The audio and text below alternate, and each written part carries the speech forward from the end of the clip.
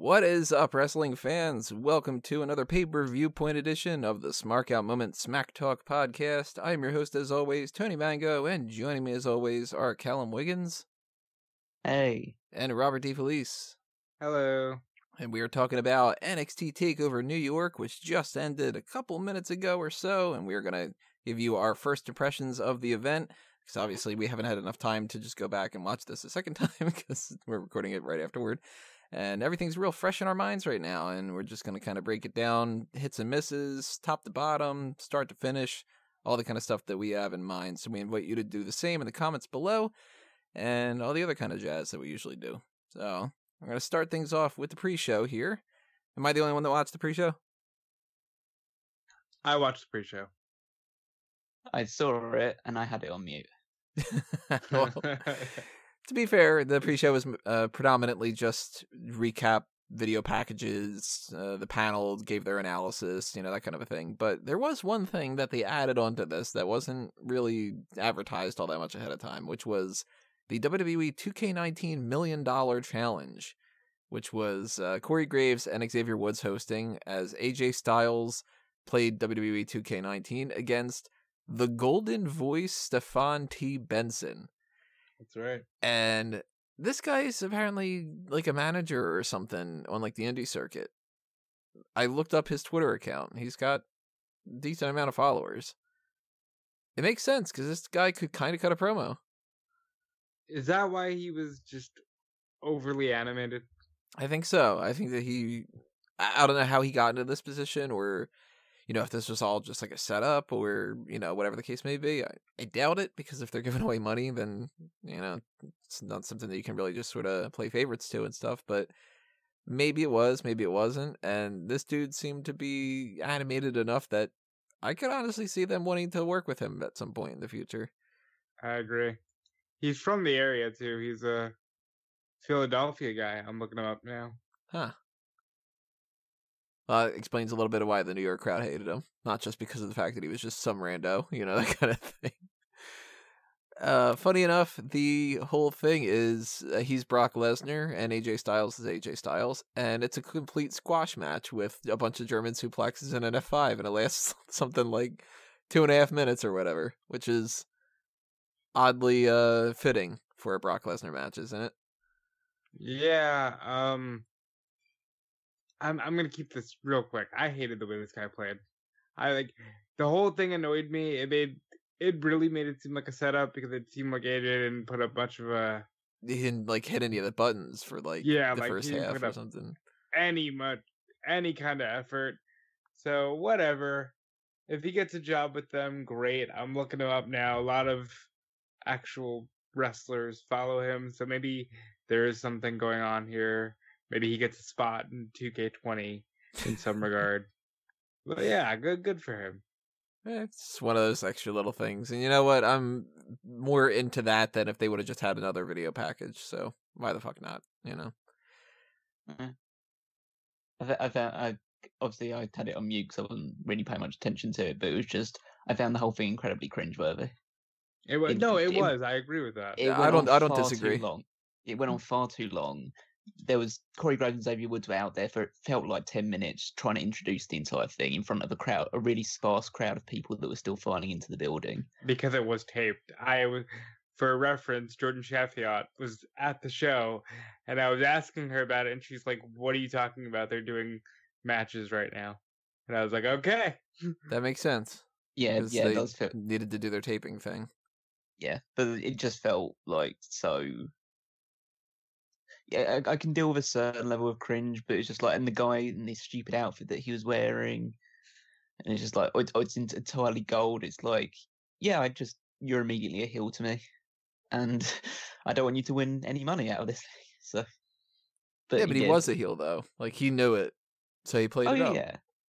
Yeah, and I appreciate that side of things. It's just a case of like, this guy's supposed to be like a fan trying to win money out of thing, and you don't want to see, and my only impression out of that was like, wow, I really don't want you to see you win any money, and I want you to go away almost actually getting beaten up by AJ Styles for real, as opposed to just in the game.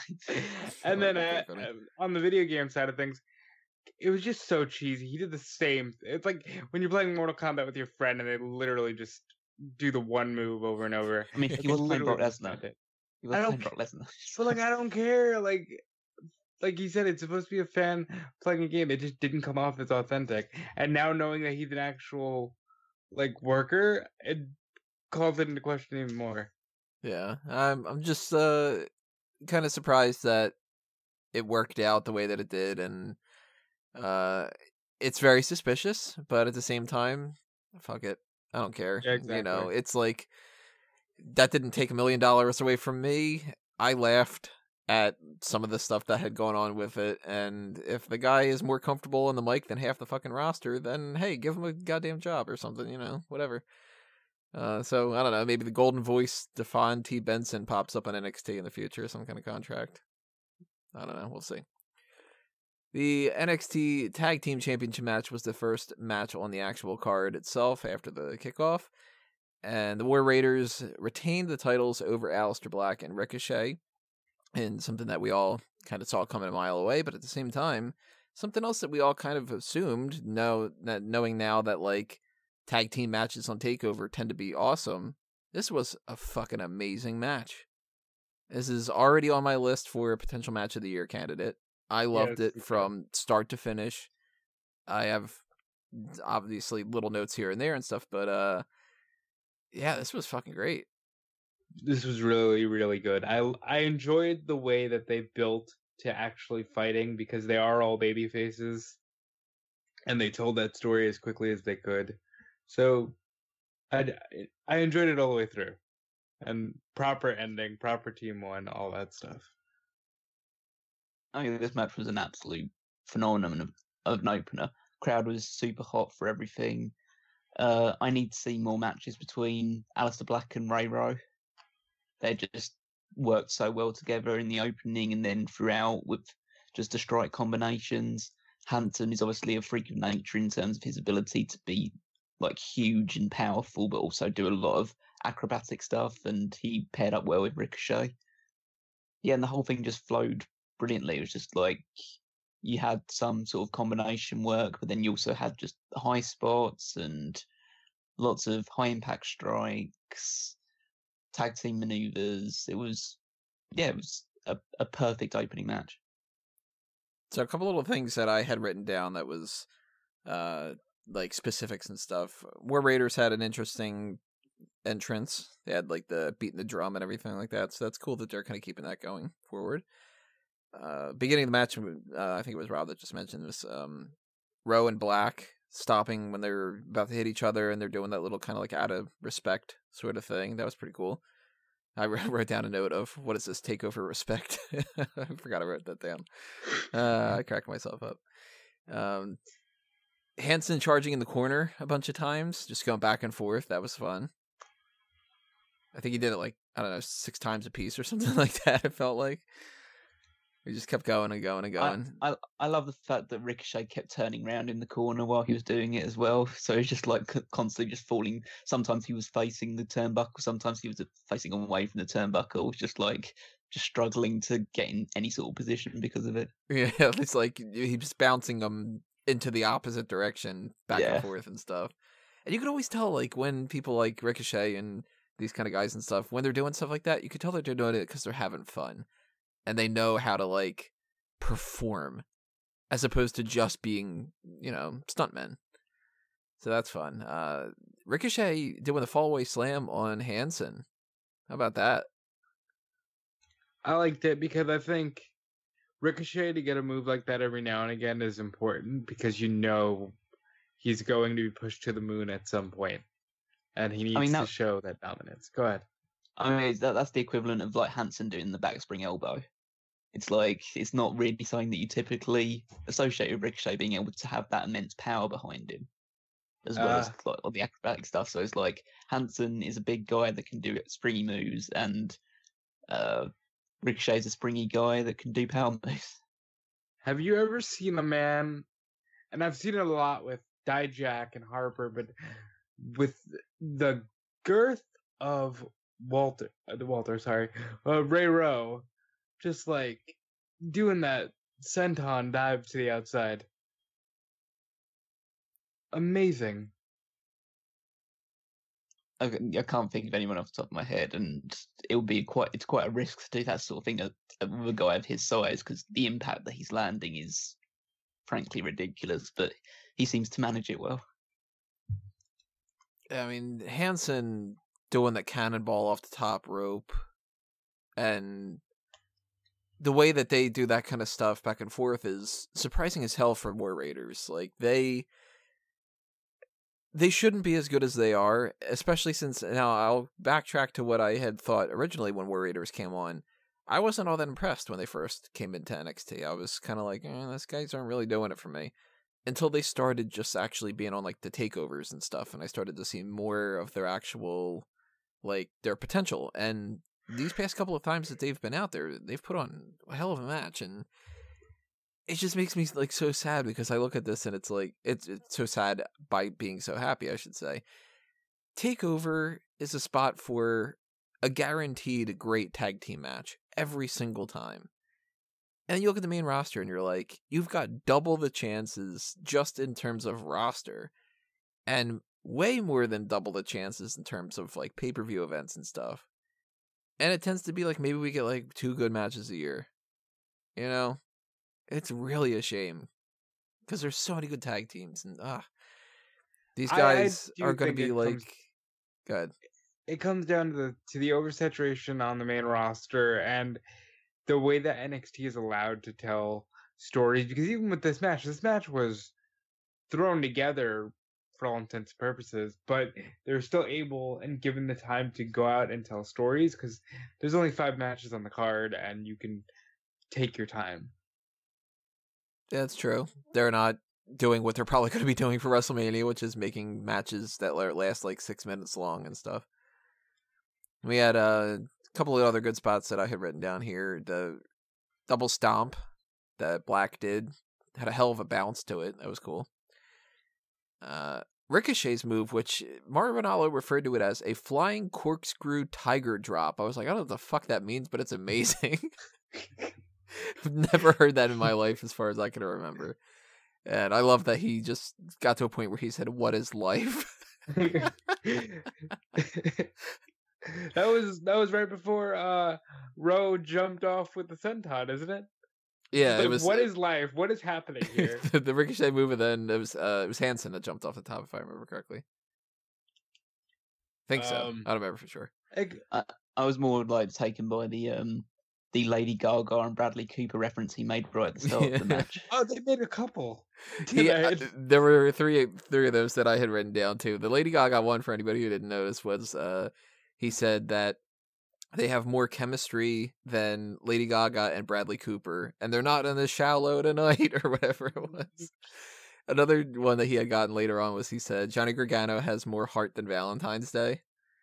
And like it. My favorite one of the night was Shayna Baszler's treated the women's roster like a baby treats a diaper.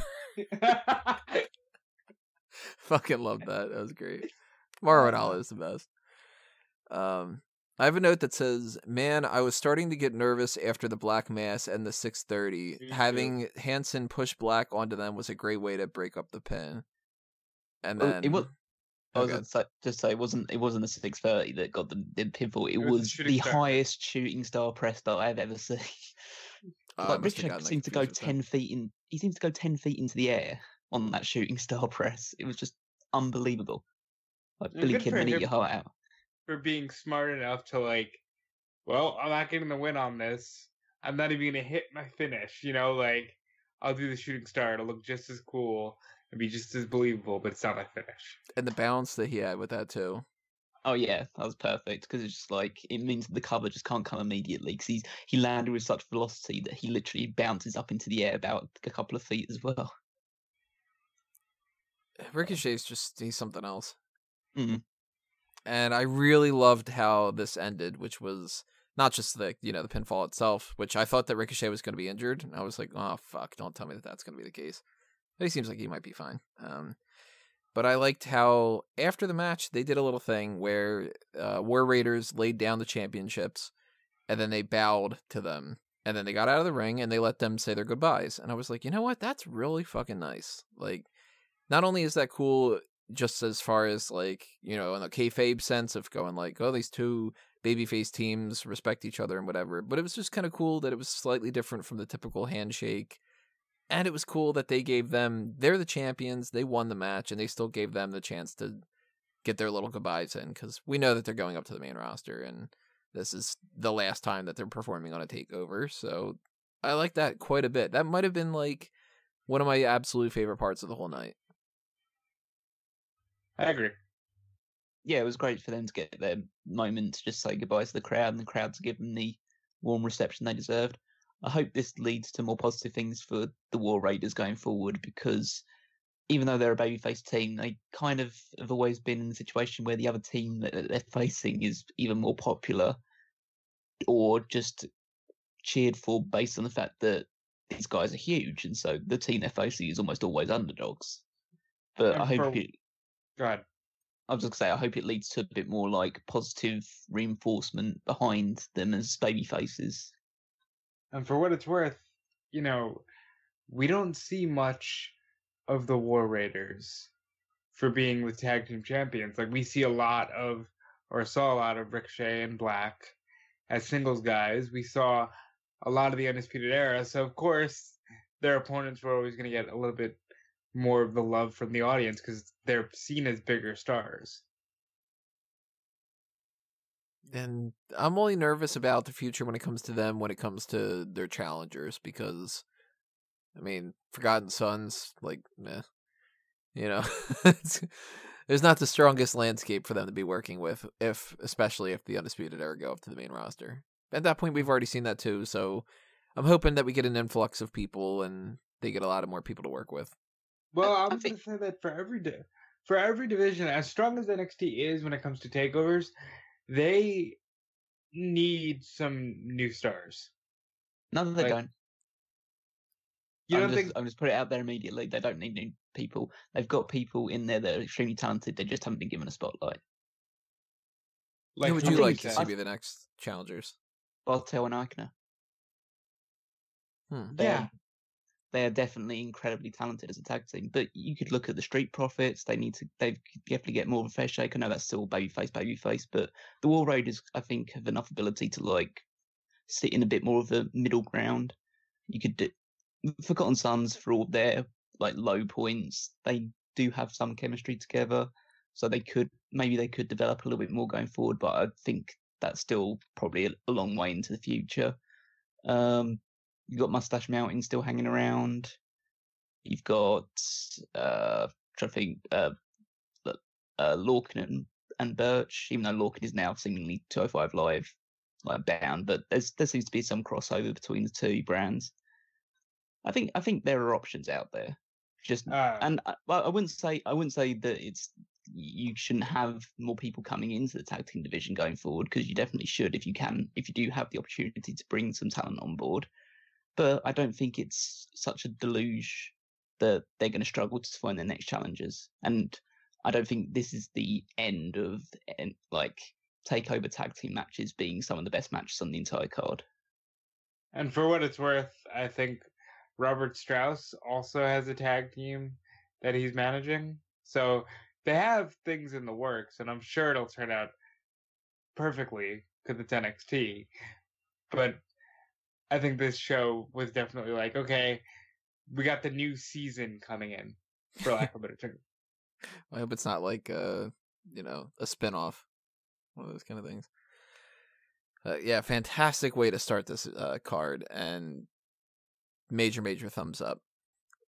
When we had a little shot of the crowd with Tony Storm and Piper Niven, it was just sort of like, hey, there was NXT UK a little bit.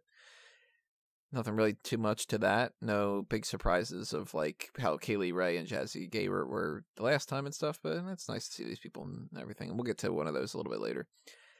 We had the North American Championship with Velveteen Dream retaining over Matt Riddle, which I was pretty shocked about. Were you guys surprised about that? I was a little shocked, but it was one of those things that as soon as I saw him counter into the cradle, I went, okay, they figured it out. You know, that instant, like, that's always a good finish when the guy is a submission expert. You can just get that sneak, aha, I outsmarted you for a moment. I didn't need to be better than you. I just had to outsmart you for 3 seconds. And this was a really fun match, as I'm sure we all thought it would be going into it. Yeah, I didn't expect the result, but the way that they actually told the story, it made total sense by the end of it. Tell you what was really shocking to me was the crowd. They started out and they were pro Riddle. Velveteen Dream comes out, and he comes out a great entrance. He's the fucking Statue of Liberty, which is like, all right, there you go. It's on my list of potential best entrances of the year. And then very quickly on, it seems like the crowd goes from being, yay Riddle, yay Velveteen Dream, to, oh, fuck you, Riddle, we want Velveteen Dream to win. And I was like, I'm a big fan of Velveteen Dream, but I didn't think that they would be turning as much as they did. And Riddle kind of came off as somebody who I was like, you know what, there might be a heel turn in the future for him. What I think that was how the match was supposed to be framed, essentially. That was like the structure of it was Riddle. Basically, the story that I got from the match is Riddle is a much better fighter than Velveteen Dream. Like, Riddle was in control and dominant for pretty much 90% of that match. And he had Velveteen Dream on the ropes. Velveteen Dream was kept surviving, kept clawing back into it every now and again, had a few hope spots, and had his big comeback towards the end. But even in that sense, Riddle was still pretty in control or surviving well enough that it seemed pretty obvious that he was going to win in the end. And then, like Rob says, he just gets him in the submission, and Dream just about managed to get into a roll up and keeps him down for 3 seconds. It's not a case of Velveteen Dream was the better man on the night. He was just better for 3 seconds. Yeah, and sometimes that's all you need. And I'll say it a million times every time we watch a takeover. NXT just gets the chance to tell great stories. And this was another great story. Anybody do a count on how many axe handles there were? I did not. I think there was either 3 or 4. Oh, I counted more than 3, but I stopped being able to keep track, and I'm pretty sure that he landed at 6 or 7 throughout the night. It's weird because it's a move that's so simple to do, but not many people do it. I think the only people that do it nowadays in the wrestling landscape are Velveteen Dream, The Miz, and Chris Jericho. Do you think that was an homage to Macho Man? It could have been. You can argue it that way, but I think it's just Velveteen Dream, much like the Macho Man, is just a great character, and the wrestling and the moves that he does are secondary. You know what I mean? Yeah, and it's also Ronaldo was talking in commentary about Dream and says that the Dream takes inspiration from other superstars of the past that he used to watch growing up and stuff along those lines. So maybe it's a little bit of Macho Man. There's obviously a bit of Hulk Hogan in there with the hulking up and the big boot. There was a bit of Billy Gunn with the Fame-Master in this one as well. I gotta think there's probably better people to try and base your moveset on, but who am I to judge? I think it was one of those things where he was trying to get his. All right, who's in the area? Hogan's here. Billy Gunn's going to the Hall of Fame. He was getting all that kind of stuff in, but I enjoyed this match. At the end of it, he's just like, give me a guitar and a pair of scissors. I absolutely adored this match in terms of the way that they built up Riddle as somebody, because Riddle's character is that he's so laid back and he's very positive and he's he's the ultimate bro. So he's just takes things as in this stride. And then during this match, you just see him just become more and more frustrated, and the cracks begin to show as he just can't keep this guy down. And that leads to him kicking Dream when he's in the ropes and trying to hold on to submissions a little bit too long and things like that. So it's just a case of maybe this could be the foundations for a future heel turn. I know obviously at the end of the match they did the fist bump, and Dream pretty much reluctantly did it just to show that he has a bit of respect for Riddle. But it could be the start of future matches between these two where Riddle becomes more and more frustrated as time goes on. I could see the heel turn in the future being based off of the idea of you're not a fucking fighter, I'm a legitimate fighter, you're kind of a clown and I want to kick your ass, that kind of a thing. And Velveteen Dream just being dude, shut up, fucking Velveteen Dream. I like the idea of Riddle having a temper, you think he's this chill bro, but you catch him off guard, and he's just like not so cool. You know what I mean? Maybe he's not so laid back. We got the return of Silent Rage coming. That's right. I wasn't as big on this match as the previous one. I thought that it was good, but it wasn't anything that like I would tell somebody like you gotta go see this kind of thing. It's still a thumbs up for sure. And well, they were following a fucking hell of a match. Yeah, and that's just one of those things that kind of hinders them. Like I kind of feel like maybe if this would have gone on first, maybe we'd be a little bit better off. I don't know, but again, doesn't mean I'm crapping on it. I like the fucking match. So anybody that's like, you gave it a 3.89 and it should have been a 3.95. It's relax. I think this match had a better story arc overall than the previous one, but the previous one was more like flashy and had a bit more like just constant high spots over and over again, which obviously would get a bit more of like a crowd attention. Whereas this one was more about just telling a flow of a story, which was a bit more subtle in its approach. Yeah. Like this show reeked to me of, all right, this wasn't exactly what we had in mind, but we're making really good with what we had. You know what I mean? Because I don't think that even necessarily Ricochet and Black were the idea, or that Adam Cole, was in the main event, or it was supposed to be a one-on-one between these two. And I think some of that showed. And yeah, but overall, really great match.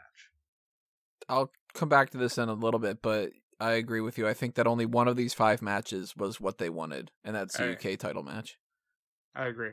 I think that, in particular, the women's championship match shows a sort of like lack of confidence, and obviously they wanted Ciampa and they wanted Gargano to be the headline, so that they had done a whole thing with Adam Cole being in with Velveteen Dream and Matt Riddle, and I kind of wonder if maybe the original plan was that Adam Cole was supposed to take the loss. That way it would have kind of helped Matt Riddle not look as weak, because he doesn't look weak. I don't want to get that kind of impression, but maybe if he would have been in the match, then he would have been the one taking the pin, and then it wouldn't have been Riddle. And they could have done a future match, Velveteen Dream versus Matt Riddle, and then maybe this one's the one that they would have gone with on that one, Possibility. You never really know. Any other things you guys want to say about this one? I love the Velveteen Dream and all his entrances, and God, I love having a character in wrestling. The end. Matt Riddle should come up to the main roster. He's ready. That's basically my impression of him, is out there. He's as a wrestler and a personality, and not as much like his promo skills, but his in-ring charisma. He should come in and just destroy somebody on his first night. And yeah, I think Velveteen Dream has more of an impact that he can make in NXT going forward as like one of its standard bearers, whereas Riddle is a megastar in waiting. Just have him retire Brock. I would do that. But he can do that. He's a legitimate fighter. He's one of the few people who can do that. I'm not. This is definitely not my idea. This is an idea that Sean Ross Sapp posited on like Twitter, saying that what he would do with Matt Riddle was bring him up the night after WrestleMania, after Brock has lost the Universal Championship, and then just have him take out Brock until SummerSlam to build a match between those two. But obviously, you can't do that because Brock could probably be wrestling on the Saudi Arabia show.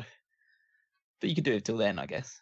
Well, even then, I mean, that's been already pushed. It was supposed to be May 3rd, and now it's been pushed to June 7th, if I remember correctly. I have a theory for that, and I think since we're talking NXT, I'll just say it. I think it's because even though it'll be not in the same town, they want a major WWE show paired with an NXT TakeOver. I got a feeling the people that were responsible from purchasing the event just said we don't want to do it on the 3rd. And that was it. Possible too. Because it's a paid show, and they just, fuck you, we want to do it this time. WWE was like, okay, boss. Yes, sir. Kind of thing. You're still gonna give us $50 million? Like, whatever. We'll get it all sorted out. We had another shot of the crowd, and this time Kushida was in the crowd. Yeah. And I'm like, I know that guy now that I watched Wrestle Kingdom. So he's, going to be popping in soon. I'm sure he's going to make an impact. And I guess the question to ask is, where do you guys see him going at first? Who are you going to pair him up with? North American title. Whoever it is. No, he won't be. Initially, I can imagine his first match being against Conan Rhodes. Oh, fuck Conan. So somebody like that. Well, he's immensely talented. Kushida is an incredible wrestler, but there's the language barrier issue. A lot of people in NXT fans probably will know who he is because they're usually smarter, and they were obviously smart to him in this arena. But for maybe a wider audience, they may not know who he is or what he's all about. So they need to give him an introductory feud with somebody that's not involved in a championship picture.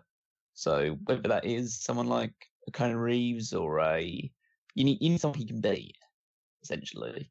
But obviously Cassius Ohno's now in NXT UK, so you can't choose him.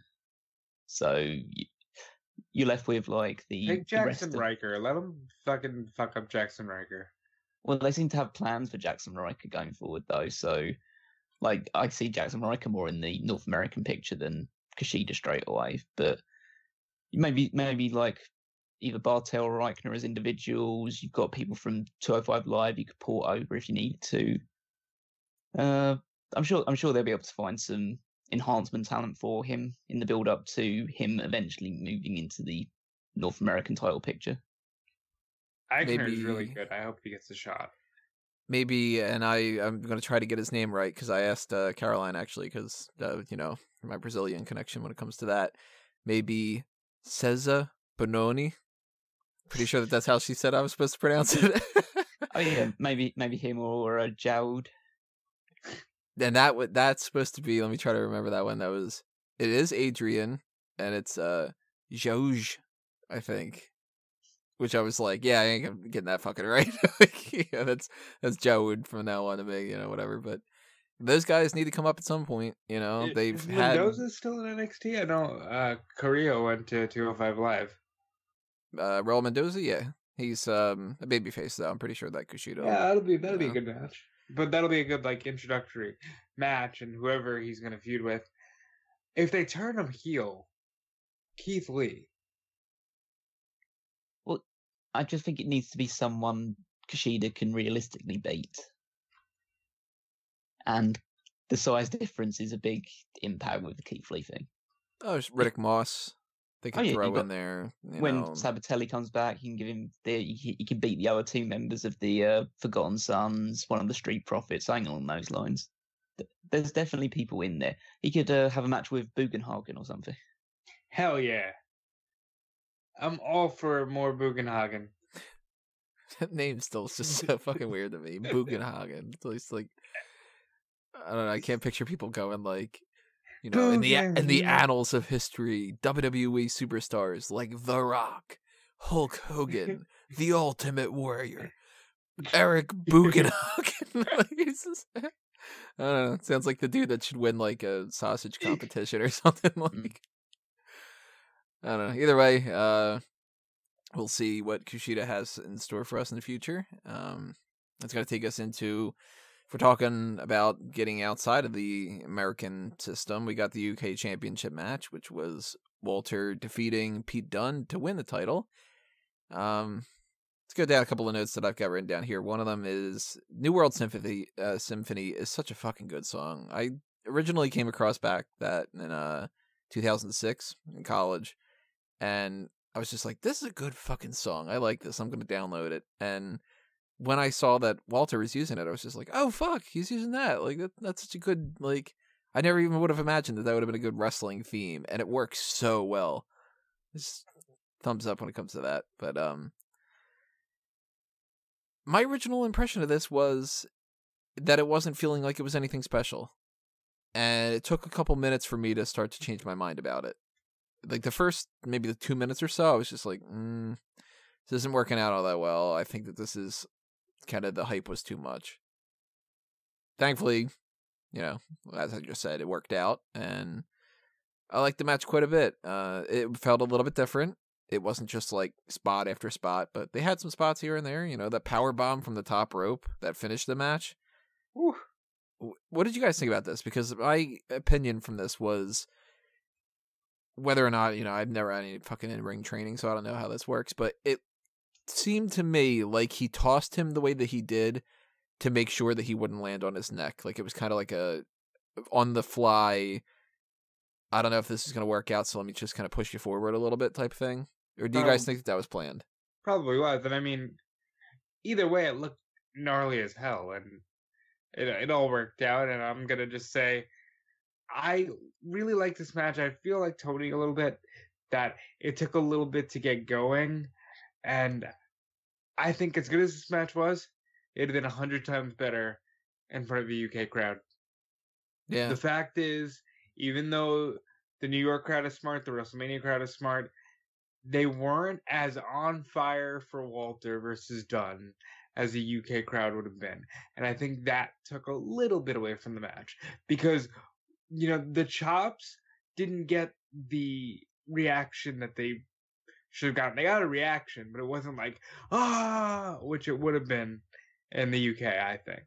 And they just started kicking each other in the head, and they turned a corner in that match where it was just like, oh, this is fucking brutal, man. And I love it. I love when it gets to that level. And Walter became my favorite UK wrestler because he did the one thing nobody does in the ring with Pete Dunne. He sold the fucking fingers the entire way through, and I respect him so much for that because they always do the finger spot and then nobody sells the fingers after the initial reaction. And Walter was going back there the entire time, this really hurts. Even in they did a digital exclusive and he's still putting ice on the fingers. That was the main takeaway. It was this guy really, with the joint manipulation hurt me. And then I'm going to let Callum talk because I'm sure he loved this match. But this match was the best match of the night before the bell even rang because Percy Watson got kicked off the commentary. Callum? I know that's obviously a positive, but this match is a marvel, an absolute marvel. And I can understand the interpretation of the fact that it may not have lived up to some other height, but this match felt like a fight. This was a fight between two superstars. It wasn't a case of we're not going to do any reverse Hurricane Ranas. We're not going to do any dives out of the ring. This is just two people beating the shit out of each other. And I love these matches because it feels real. You can actually suspend your disbelief into it a little bit. I know it's still obviously choreographed and you can still tell that sort of things, but it's my initial thing. Obviously, I don't want to spoil too much going ahead, but how you're describing your initial approach to this match and how some people in the crowd seem to approach this initial start to the match is how I actually approached the initial start of the Gargano Cole match. And I was watching the start of the Gargano Cole match and thought, wow, this is really choreographed.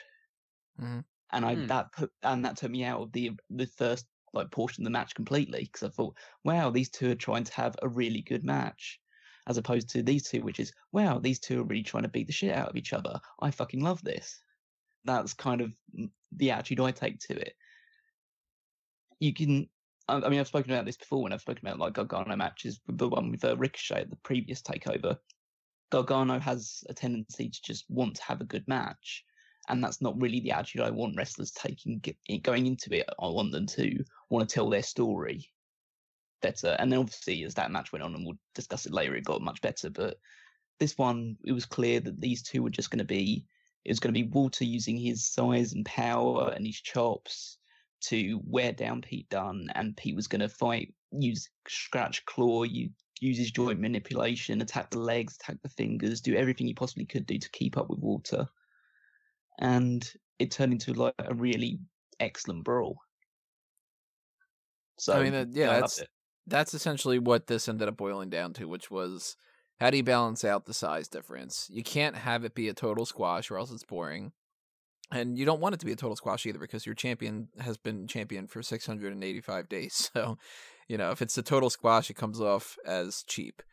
And that wouldn't be a service to Walter either, because then he's just, he's not a real thing. He's just kind of an empty shell. So they needed to have Pete Dunne be this scrappy type of, I can't die and I'm just gonna, you said the joint manipulation and him just trying to maneuver anything. Like, if he were more on the heel side, he would have done eye gouges and he would have potentially low blowed him and a bunch of different things like that. But since he's a babyface, he's staying within the rules, and you're getting spots like he's getting picked up for some, kind of throw him across the room type of thing, and he's grabbing onto his pinky and he's pulling it down, and that's how he's going to get out of the move. And that's what was fun about this, was Pete Dunne is definitely not the one going into this match. Even though he's the champion for that long, he's the underdog still, and he needed to fight his way through it, and he needed to come up short. We needed a new champion, and, he looks strong in his loss, and Walter looks strong in his win. So you can't get much better than that. You can't ask for much more than that, really. One of the most exciting things about this for me is this isn't over. You can tell that they've got to have a match in the UK at some point. The next TakeOver UK show, this will be the headline match, the rematch between these two, which in front of a UK crowd will probably get, like Rob says, a bigger, more visceral reaction than this one. But do you think it'll have a stipulation to it? I don't think it needs it. I don't think the rematch needs to have a stipulation associated with it. I think you'd probably end up seeing Pete Dunne go outside the rules a little bit more in the rematch, but I think because he needs to go outside the rules and that needs to be actually seen as like cheating or desperation, you can't have it as a no disqualification match, because then he's allowed to do that. You need to have it so it's still against the rules, but he's trying to exploit every single loophole he possibly can to try and beat this guy. So I don't think a stipulation is necessary. If it was, then I'd probably go something along the lines of a last man standing match. That would probably make the most sense for these sort of two, because essentially these two just went to war in this match. And I love the beautiful simplicity of it, because some of the biggest spots in this match were either water chopping Pete Dunne, or a big boot to the face, or obviously just a big splash to finish it. It's nothing's too complicated or too stylish. It's just very visceral, which I appreciate a lot. I also love the spot where obviously Pete Dunne's done a lot of finger breaks and a lot of just joint manipulation, stuff like that, and then he tries to go for another one, and Walter blocks it with just his hand. He just stops the fingers from going apart, just holds it still because of his just strength, and fights out of it. I just think these two have a really good dynamic, and I think in one or two more matches we'll probably see the very best of what they can both produce. Maybe that's why it may not have come out as great as many people would hoped, because this isn't the end for their feud. I agree 100%. So, new champion means I need to ask the question, who do you think's winning the belt next? I have no fun. That's the first thing I texted you. Said, who the hell is going to beat Walter? It's difficult to assess at this point in time, just because there's a lot of talent in NXT UK, but Walter needs to hold that title for a while. And obviously, there's really no precedent, because there's only been 2 UK champions, and one of them held the title for nearly 2 years. So, obviously, it's a different dynamic. It's a different landscape now with a weekly television show. Whereas Pete Dunne, for the majority of Pete Dunne's reign, there wasn't the television show to associate yourselves with. It's whether Walter stays as a babyface or he eventually turns heel. That will determine a lot of the things. I could see it going to someone like Tyler Bate again if he does move to a bit more of a singles role. Jordan Devlin would probably make a lot of sense if Walter stays babyface. I know obviously the size differential is massive, but you could get lucky. You could have it in a multi-man match, that sort of thing, to try and take the title off Walter without actually being him or giving him too many odds to overcome. But yeah, at this point in time, he's just too much of a dominant force to really even consider who would be the one to eventually beat him. My gut reaction was Dave Mastiff, just because he's the biggest guy. Is Dave Mastiff the one that wears the Vader gear, or is that Eddie Dennis? That's Mastiff. Okay, Dennis is the really scrawny kind of guy. Okay, so yeah, Dave Mastiff came to my mind as well. But I don't think he's popular enough. Is there anyone in the UK? Give him 9 months. They might be able to do something. Is there anyone in the UK that's not signed that you think could be a future champion? I can't say that I'm familiar enough, but like not hugely entrenched in like UK scene, so I can't really think of anyone who stands out. Like maybe if they could bring like Bram in from Impact. Yes, because he's like a pretty like jacked guy with like a big fighting background, so maybe he could have some sort of social with it. Like if things really go like poorly for him on the main roster, you could bring Drew McIntyre down for it. I agree with that. You've obviously got Cassius Ohno in NXT UK as well. Is Bram the one that was married to Charlotte? Yes. Yeah. Okay, so I don't know if that's necessarily a thing. Oh yeah, that's potential. Well, he'd only be in the UK. Still, though, you know. Yeah, maybe. But, I mean, you can't exactly get Grado on board and have him beat Walter for it or something along those lines.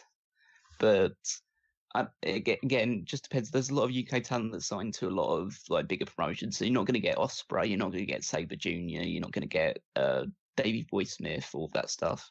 Sabre Jr. can do it if they just keep the belt on Walter until his contracts expire. Just let Zach do it. He can out wrestle anybody. I think Zach's pretty happy with New Japan at the moment. Man, I would mark out so much if Bad News Barrett won. I mean, that'll be something, yeah.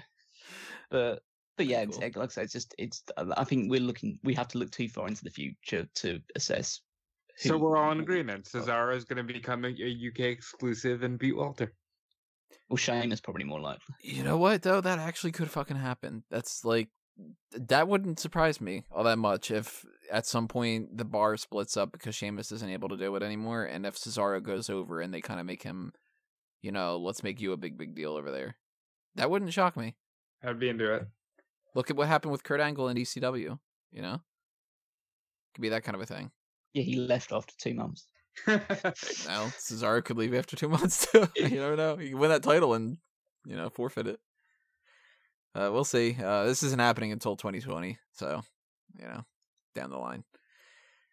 We had a shot of the crowd again as Edge and Beth Phoenix. Edge's hair is long as shit now. It's just totally forgot that was the thing. And I'm a fan of that, always. I was kind of digging the shorter hair a little bit, but you know, whatever. Doesn't really matter to me. It's not like I have a personal investment in it. But good to see people enjoying, you know, obviously they've been wrestling fans for like their entire lives, so to just kind of sit down and watch a little NXT, that's cool. Then we had I hate when this happens, where my least favorite part of the night is the women's match, because then of course people are gonna think that that's the reason. But I gotta say, I was looking forward to the Fatal 4-Way a lot more than what it ended up being. I was disappointed. Shayna Baszler retains the title by making Bianca Belair tap out. And by the end of this, my overall thought was, I wonder if this was a stall and that they didn't have anything better. Because Belair and Baszler, that seemed like that was something that just kind of, where do you go? Bianca Belair's got to have the momentum. You got to put her in that kind of spot, sort of thing. And then they just were like, yeah, just do it again. But we're going to throw in Kairi Sane, who's already had multiple matches. And we're going to throw in Io Shirai, who could have been the next contender on her own. Yet maybe they thought that she wasn't good enough to stand alone on her, you know, in a singles match or something. And having Belair tap out and the match itself just sort of being what it wasn't bad, but I didn't get anything out of this, really, you know? I think it's difficult because I don't think it was a bad match by any stretch of the imagination, but it's difficult to be a good match in a sea of 4 matches that on any other card would be the best match of the entire show. Just, it was a bit clunky, a bit of a cluster in certain cases. I would have liked to have seen more action between Sane and Shirai rather than just being essentially a tag team match between like them and a tag team that is completely dysfunctional in Baszler and Belair. But I still think like it told a decent enough story with the other people getting like involved. There was a few decent spots into it.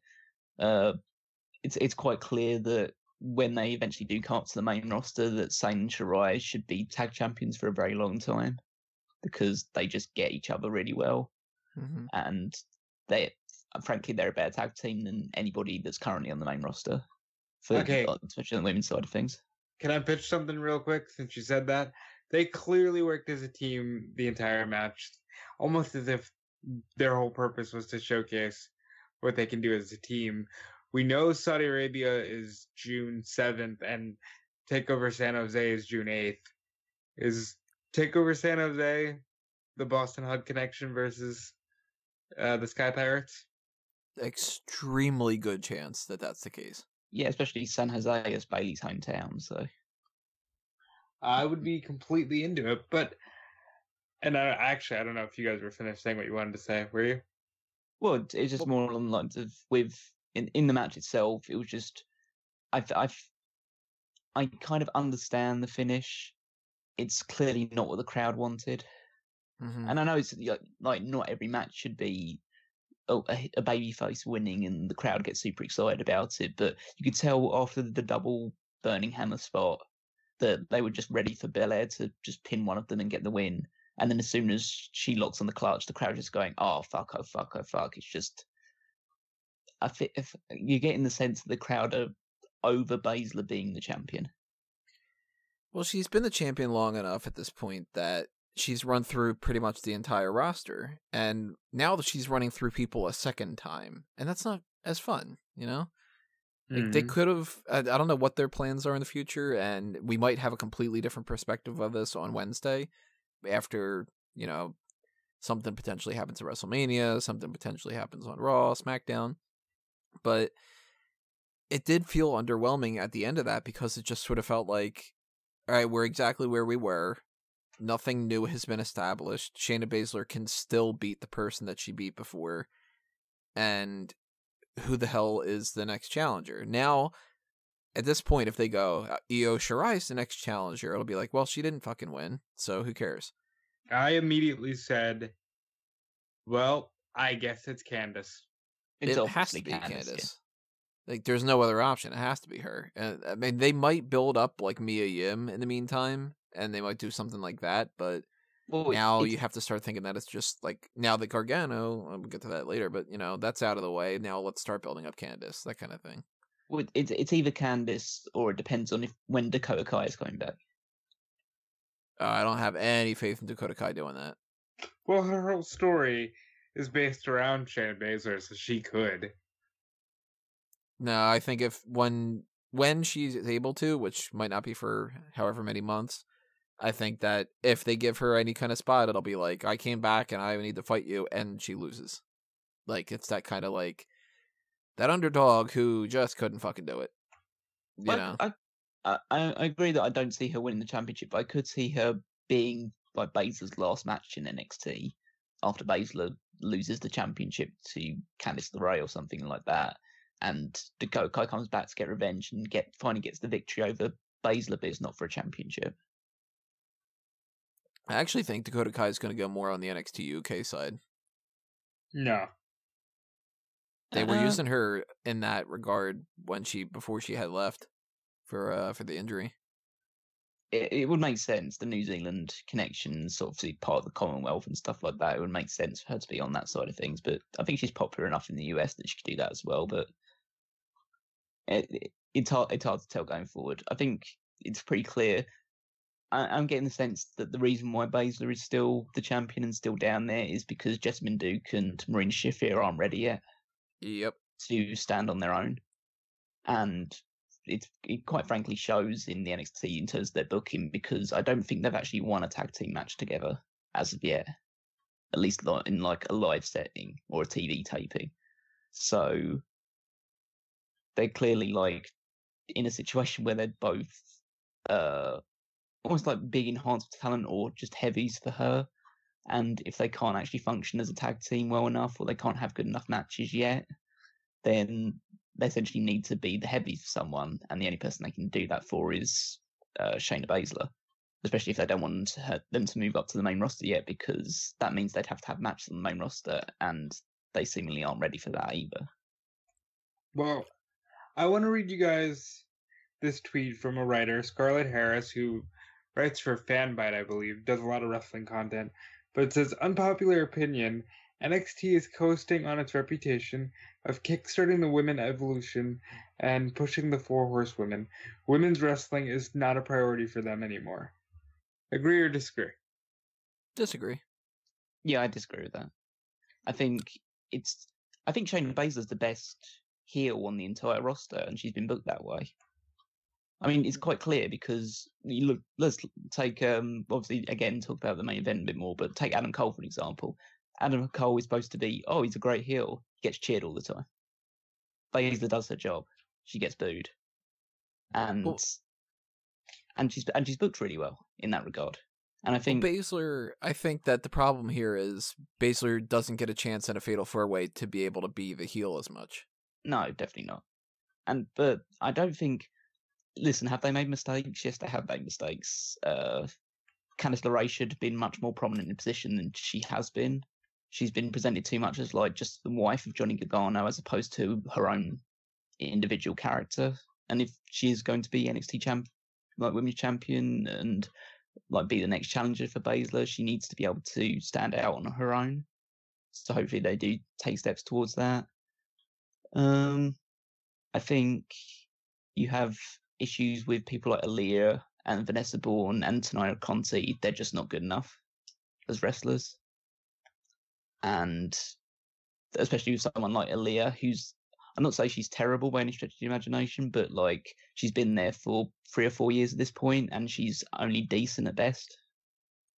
Aaliyah's been there long enough that if she's still not considered a main part of that roster, she's not going anywhere.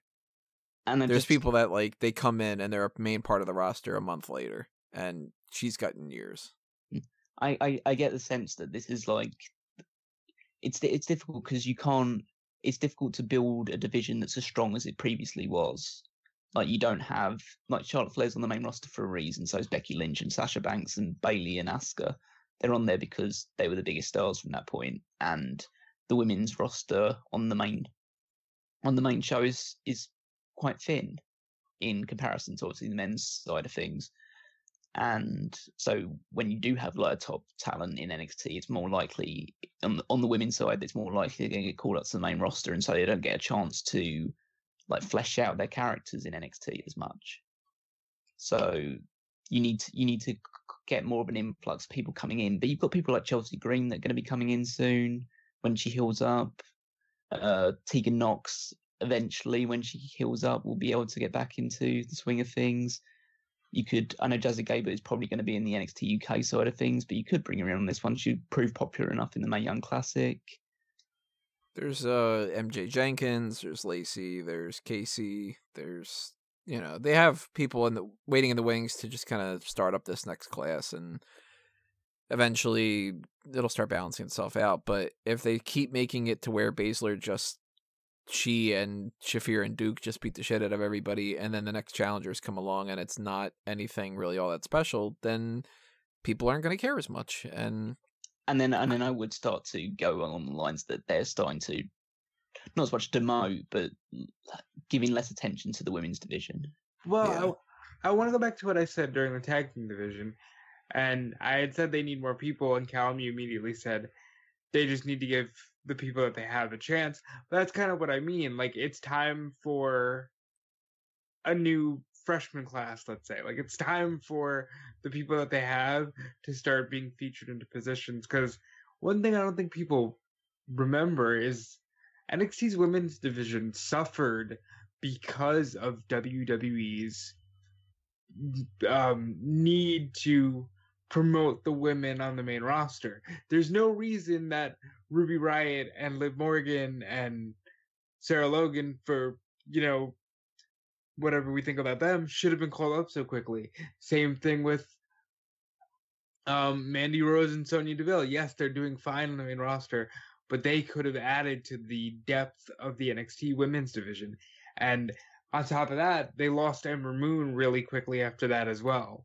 So that's why the division's been the Shayna Baszler show, because Shayna is the only person capable enough to carry it. And I'd also like to obviously call attention to the fact that we're obviously talking about NXT and how great all the shows are and stuff like that, and the depth of talent they do have on there, but it's the developmental brand still. Mm-hmm. This is still the place where people should be learning how to wrestle and learning and getting their reps in. And obviously they have a huge influx of independent talent that have already got all the reps they need, but they're just on there because they're incredibly popular and they quote unquote can't do the WWE style yet, which is fucking bullshit, but that's the excuse they give anyway. But especially on the women's side, a lot of their talent is either homegrown or very recently recruited. So they essentially are taking more time to like build up their reps and get better in the ring. And yeah, that's kind of the situation they're on at the moment. Is there room definitely to bring in some more talent from further afield if it's available? Definitely. But a lot of that is getting eaten up and taken away. Like, there's no you're not going to get Tessa Blanchard. You're not going to get Ali. You're not going to get Rosemary. You're not going to get Ivelisse. Britt Baker. Yeah, Britt Baker, obviously. You're not going to get Ivelisse, stuff like that.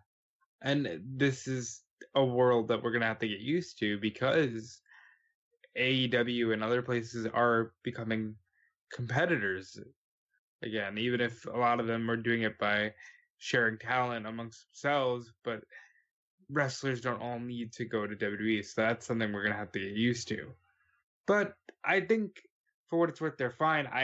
The wrong decision happened here. It was Bianca's night. It's just that, again, okay, Bianca won, what do you do? Do you have like Duke and Shafir? No, just keep it on Shayna, and when the time comes, the people will go crazy because she lost it.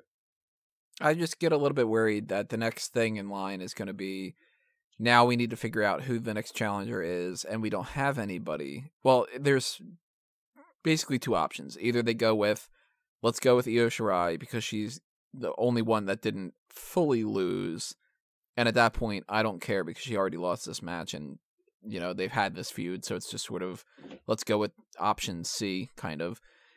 Or they realize that there isn't anybody else left, so they go, fuck, we need to start building up Deonna Purrazzo, or we need to start building up Mia Yim, or, you know, like whoever it is that the next person is, where they just go like, all right, the next set of tapings, we're going to push this one person to get to the point where she can challenge Shayna and lose.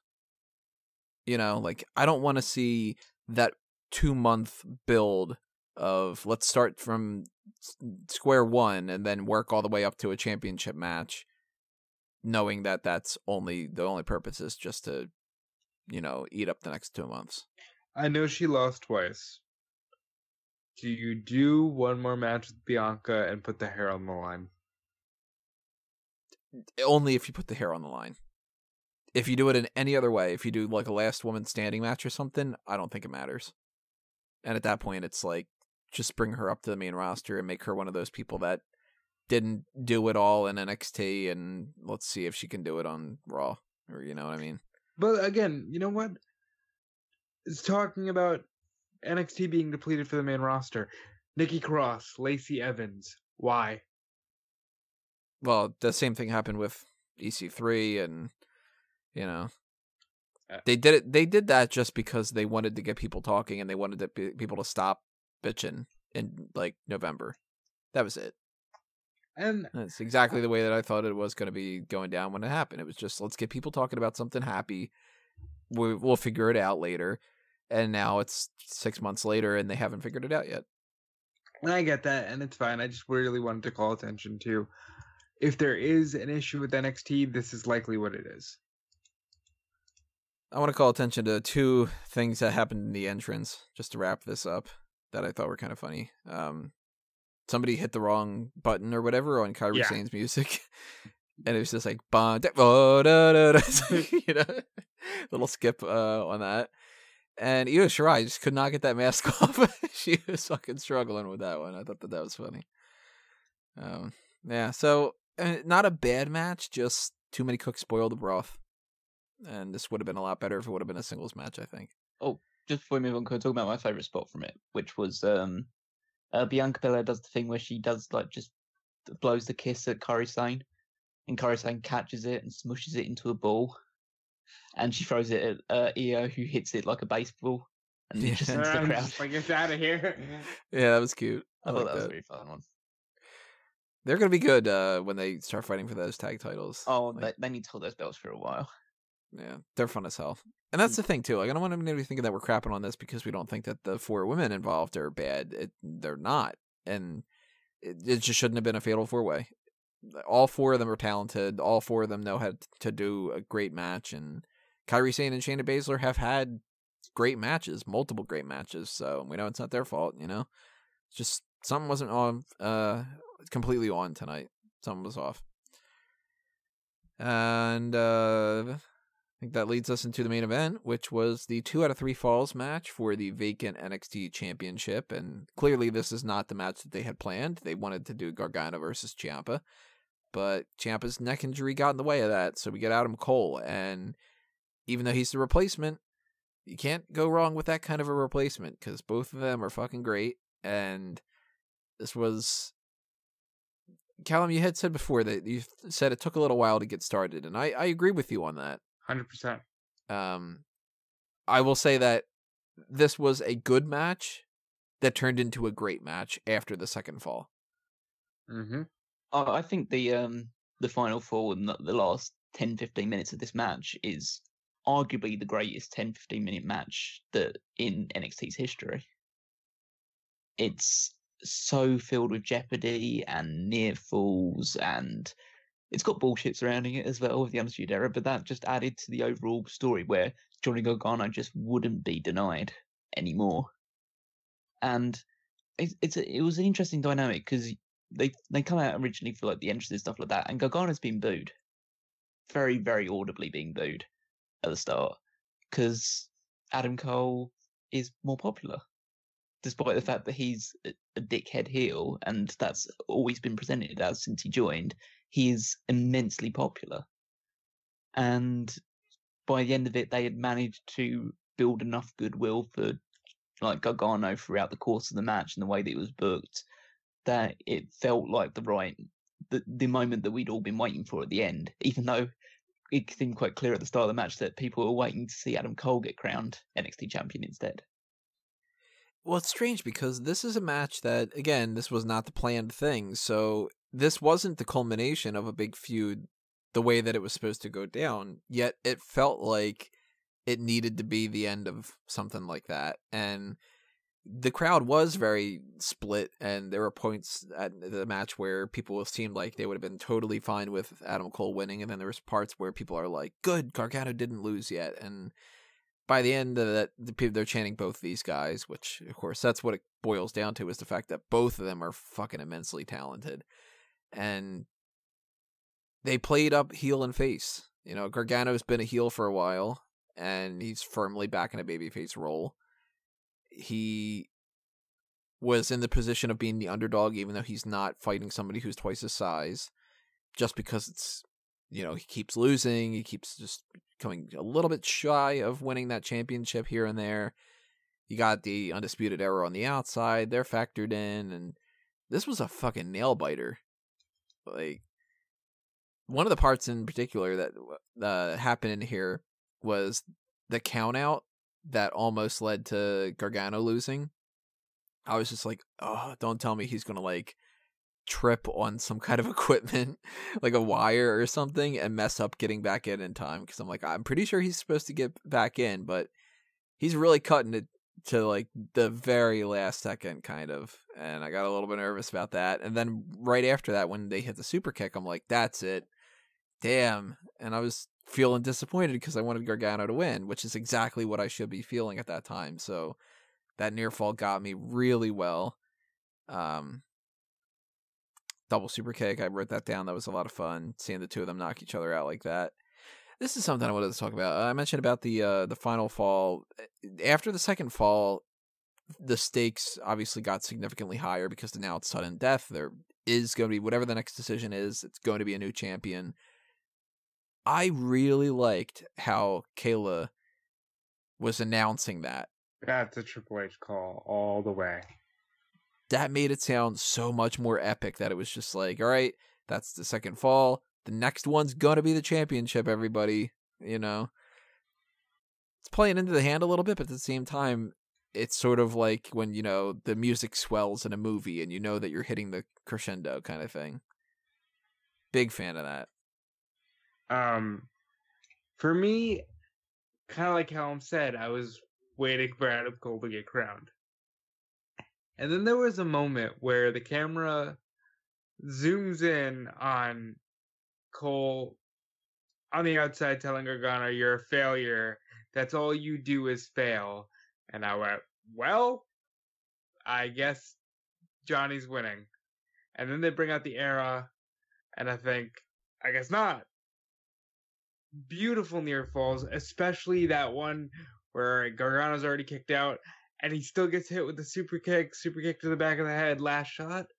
I'm thinking, oh, well, it's over. And as soon as he kicked out, I said, I don't know how he's going to win, but this place is going to fucking blow when Johnny Gargano wins. Because they were so ready when they realized, oh shit, it's actually happening. And I would be a hypocrite to say that even though I wanted Adam Cole to win, that I didn't love this, because this is exactly what I want with Kofi. The right guy won. It's the culmination of the story, and the babyface got the feel-good moment. Whatever they're going to do next, I'll wait and see. But the babyface got the feel-good moment, and that's exactly what needed to happen.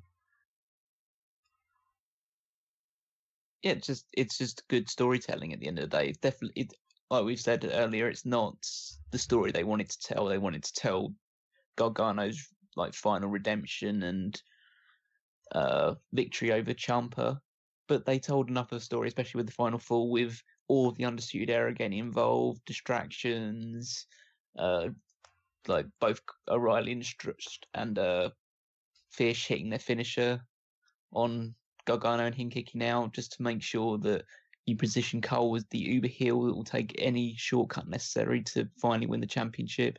But Gargano would not be denied, would just kick out of everything that they throws at him, because this is his moment and no one's taking that away from him. I would have liked it if, I know obviously it was cool to see Gargano take everyone out at the end of it. I would have preferred it if Candice had taken one of them out or something along that lines, just coming out and just like hit some sort of like dive onto all of them on the outside. I thought that would have been pretty cool, and also get her in people's minds if they are going to push her towards the Shayna Baszler thing. But in the end, it was good to see Gargano just overcome the odds single-handedly and force Cole to tap out at the end of it as well. It was a very powerful closing sequence. Like 2 out of 3 falls matches, you're always playing a bit of an uphill battle, because especially with matches of this magnitude, it's always going to go to the third fall. So you're trying to get the crowd invested for the first 2 ones as well, and that's always going to be a bit more of a struggle because they're just waiting for the second pinfall, so then they can really get into the match. But they produced enough like throughout the course of this match to make it engaging throughout. One of the things I liked about this too, which I thought it was a nice little touch, was Gargano could have gotten a count out for that second decision, and he decided that he wanted to break up the count because he didn't want to win that way, and that wouldn't have won the thing. So it wasn't the type of thing that I was looking at that as being like, all right, well, he can't get the count out because he's not going to win the title that way. I was like, oh, if he gets the count out, then maybe that's how they go with Gargano, because he gets one decision by submission and one by count out. And when he broke that up, I'm like, huh. You know, that was a nice little touch, just making me second guess what was going on.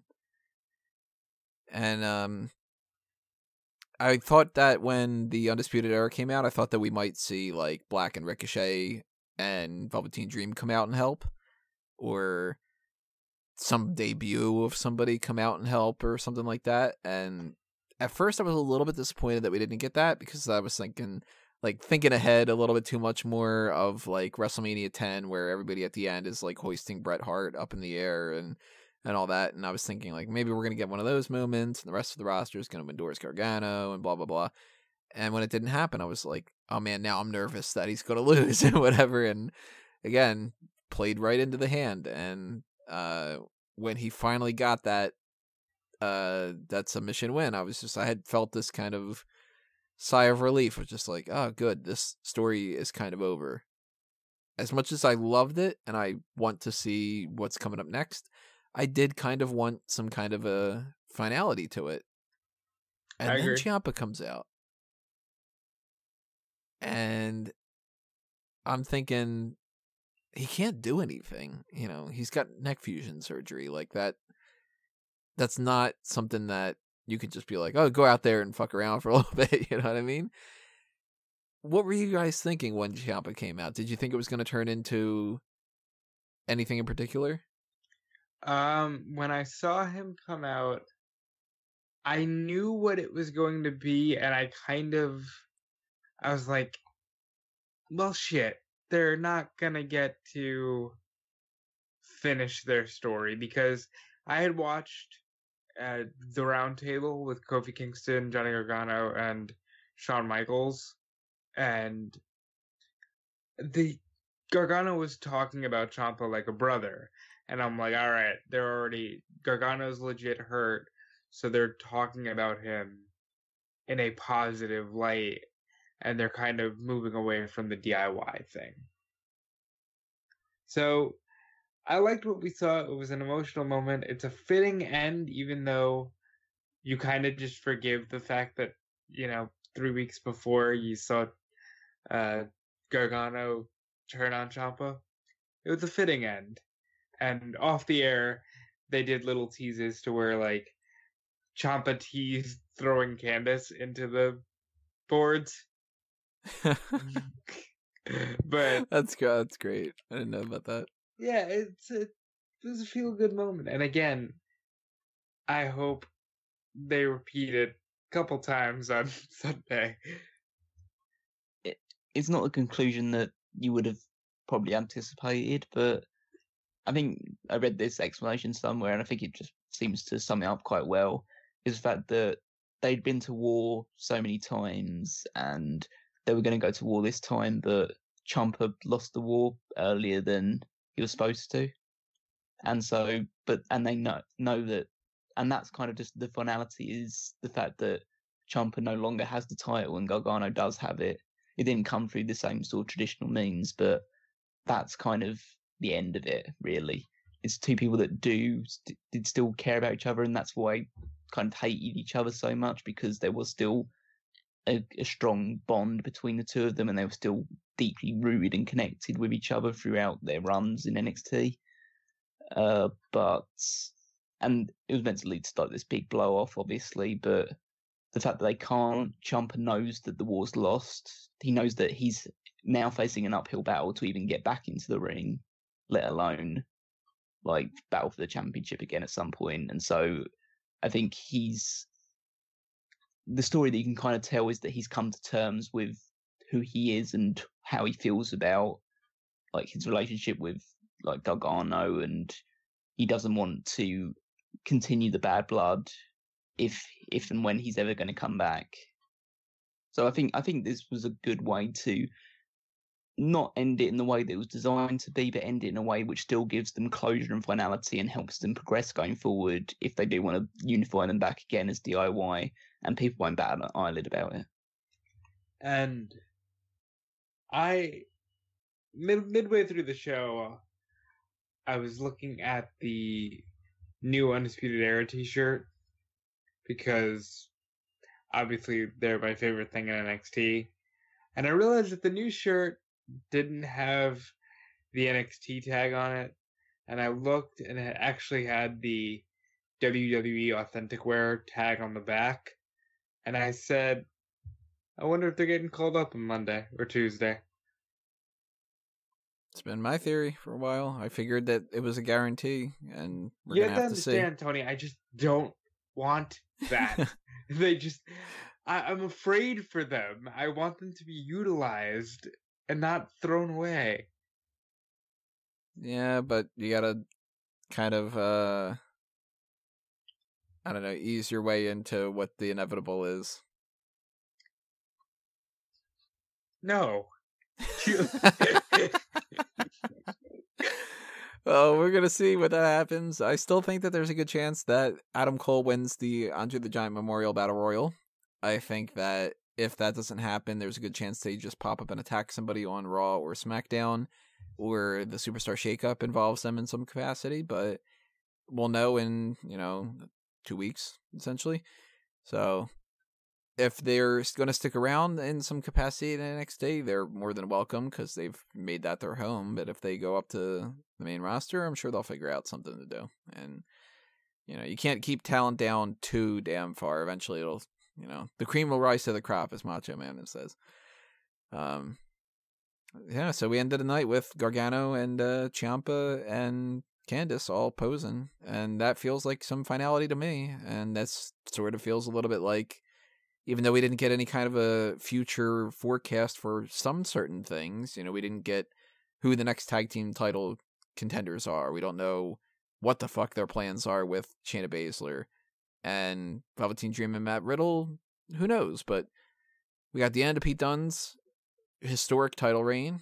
We got Gargano and Ciampa and all that mixed up at the end, and I'm feeling satisfied. How you guys feeling about this takeover? All's well that ends well, said William Shakespeare, so I guess I feel well. It's difficult to rank with just how consistently good all takeovers are. You kind of walk away from some of them thinking that they're the best ones ever, and then on reflection, you might say, oh, this is maybe not the best one ever, but it's high up there. I think this one's definitely a top 5 takeover of all time. If for nothing else, that I think Johnny's moment is a legitimate... Like, this could happen at WrestleMania and it would have felt appropriate, Yeah. And I feel like this was bookended starting the end of it, where the two best parts and the meat in the middle of the sandwich were things that overall were still pretty good. I mean, I will say the Fatal 4-Way was a little bit disappointing, but when that is the low point of the night, then you got a pretty damn good pay-per-view. So, 2 thumbs up as far as I'm concerned. But I want to know what you guys have to say that are all listening right now. So that's where your job comes in, to leave a comment below and tell us your thoughts on these and anything else that you want to chime in on. And when you're doing that, hit that subscribe button on YouTube and ring the bell for the notifications to be aware of when we do our next couple of things, which the very next thing should be the post show for WrestleMania 35. Nope. So, isn't it? The next thing doing anything for you'll be getting is Callum and I doing a post show for Ring of Honor and New Japan's G1 Supercard. We're going to see if I have any time to edit that, because my schedule's kind of crazy, but if that's possible, then stay tuned for that, everybody. But whatever is happening next, the way to be aware is to subscribe to things and follow things, including our Facebook and our Twitter at SmarkOutMoment. You can check out smarkoutmoment.com because everything eventually gets funneled in some fashion through that, but there's also things that have not been on the podcast side of things. Like, for instance, we've got the Smark Madness tournament going on. We're on the finals now, so you guys get to decide what is the better foreign object, the best foreign object of all time. Is it a table or is it a chair? It's such a stupid thing, but I love it. I've been trying to do the Worlds Collide coverage, but like nobody fucking has access and nobody knows what's going on. So it's because there's 70 wrestling events. Yeah, that's a problem. So I apologize that that's not as updated as it should be, but I can only do so much. And when you scour the entire internet for 2.5 hours to try to figure out what happened 5 hours earlier, and the only thing you can find is somebody taking a picture of Tyler Breeze and they say, look at this entrance is nice, then, that's all you could really go with. But if you're going over there and you're voting on the Smark Madness tournament, you might want to also join in on the contest that we've got going on where you can win a Funko Pop. So that's on the sidebar. Check that out. You can see the little Funko Pops there hanging out, little Triple H and little Shawn Michaels. we've got the Hall of Fame coming up tomorrow night, and there's not going to be any kind of post show or anything for that, but we're going to probably like live tweet or something and have some kind of a discussion on the Megamaniac. So if you want to join in on that, facebook.com/group/the Megamaniacs. And of course, WrestleMania is coming up after that, and so on and so forth. So we got lots of stuff coming your way, everybody. And if you want to help us keep the lights on and keep doing these kind of things, then hit up that Patreon and toss a little spare change our way. You could also do that through the merchandise shops on TeePublic and Redbubble. They're both at Smark Out Moment. And everything else that's happening, you'll figure it out if you just start clicking around. So the last thing I want to plug on my end is fanboysanonymous.com. I just put up my Shazam review last night. Check that out if you want to. And whatever else is happening on that thing, you'll find by subscribing and doing the same kind of shit. So pass it over to these guys. Gonna hit you with some of the plugs. Rob? Yes, for me, you can follow me on Twitter and Instagram at DudeFelice. You can check out everything I've got going on at eWrestling News alongside Tony. I'm back doing the WrestleZone Daily Facebook stream, so you should definitely go over to facebook.com/WrestleZoneCom. And you can check out WrestleZone.com for your daily wrestling news. They've got just about everybody employed there at some kind of WrestleMania show, so I would suggest that they're a very good source this weekend. And most recently, I did a watch-along for WrestleMania 17, so if you want to watch a 4-hour pay-per-view with me, that's up on Facebook right now. But speaking of WrestleMania 17, there is 2001 A Wrestling Odyssey, and to tell you more about that, here's Callum Wiggins. Well, first, you can find me on Twitter at Wigmeister14. 2001 A Wrestling Odyssey. We have episodes dedicated to January, February, and March, going back to the year 2001, and also a special recapping WrestleMania X7. So with all three of us on it, so you can listen back to our thoughts from one of the greatest WrestleManias of all time before we move on to the next WrestleMania on Sunday. And yeah, just check out all the weekly stuff on Smark Out Moment, including the power rankings, because I wrote those ones. So that's it from me. Alrighty, everybody, that's going to do us in for this. Thank you all for listening, and thank you for all of your support and everything else that you guys do. It's all greatly appreciated, so thumbs up to you as well. We are going to be going into the rest of WrestleMania week, and we hope that you enjoy yourself. So for now, adios, everybody. This has been another Smark Out Moment, and we're being counted out.